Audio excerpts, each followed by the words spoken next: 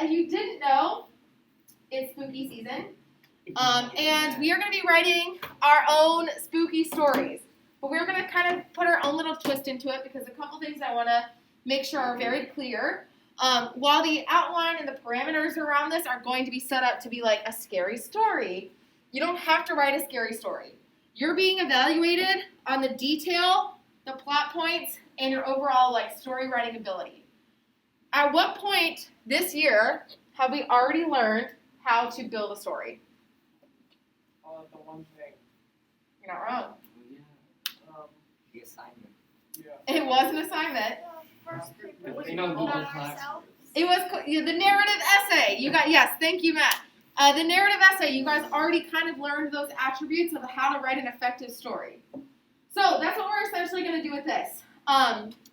While, yes, many of you guys are like spooky is is connected to ghosts or vampires, yours does not have to be like something that is so supernatural based. You can base it off of real life events or something that might be scary to you. You also do not have to make this story about yourself. When you create the characters, they can be anybody or anything or whatever you want. This is more meant to be a creative writing experience, and I'm going to walk you guys through the schedule or the steps. So the first step, I have this worksheet that I'm going to go over with you guys here in a minute that we're going to start with, and that's that like outline piece. Then you guys are going to begin your story, which might come before today or tomorrow or Friday. Tomorrow we have a Mad Lib activity, and then Friday we have an imagery activity.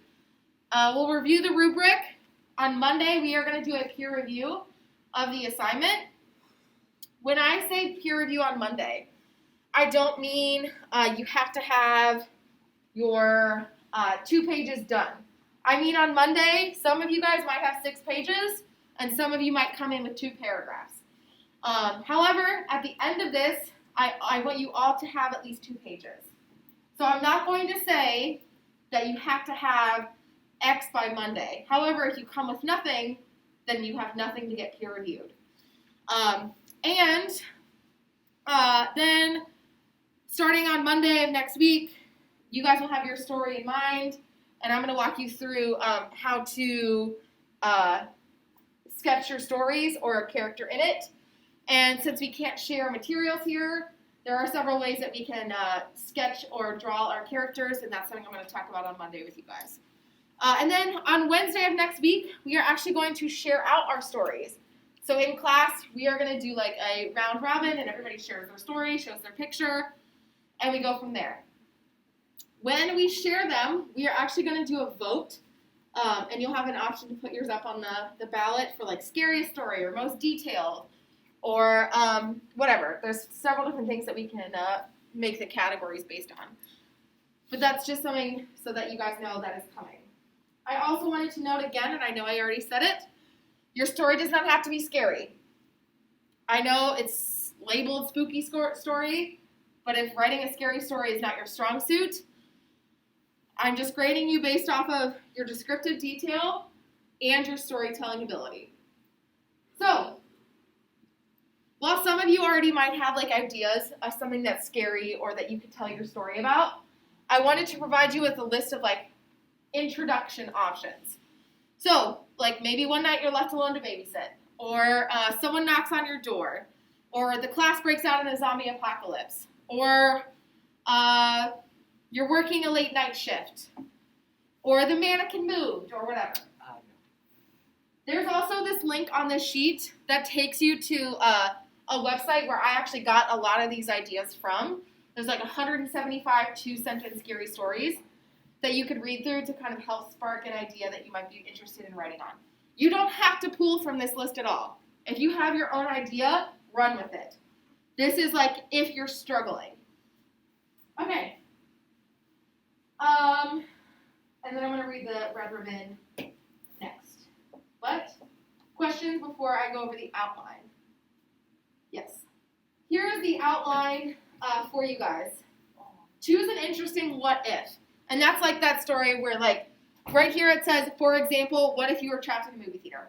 You don't have to make it the movie theater. This is just like as an example, what if. So you can say like, what if your class broke out into the zombie apocalypse. And then you would say, like, what would you do from there? The second question, and these are all based on the same scenario. So you think all the scary things that could happen in this situation, then think about all the ways a person could get out of that terrifying situation. So if we're basing it off of the movie theater one, what's 2 things that are scary about it? And then how could somebody get out of that situation? Who's the main character? Is your character fictional? So make sure that you're being detailed about that. If it's yourself, then that's great. If it's not, make sure you're also telling us about them. Choose a setting. So tell us where and when your story takes place. Choose a bad guy or a villain. And I did get this question in my earlier classes. Some of them are going to be supernatural, or some of them might be nature-based. And that's okay. That can still be a guy or a villain. And then develop the plot. I say 1 sentence each, but I'm really looking for like overall bullet points or general thoughts. So I don't really need complete sentences here. I just want your general, like, here's what I'm talking about. So what will happen? What problems will the main character have to face? How will the problems be resolved? What other characters might be involved? And what is the danger? So what you're going to see here is miraculously it jumps from 7 to 9. Number 9 is not a question that you need to answer.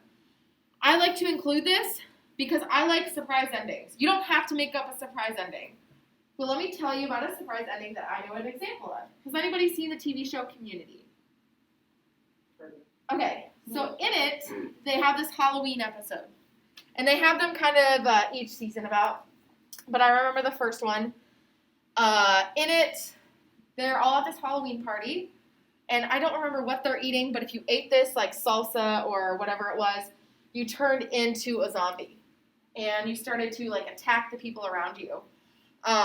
So in it, in this, like, specific episode, everyone's freaking out. They're like, it's a zombie apocalypse. What do we do? What do we do?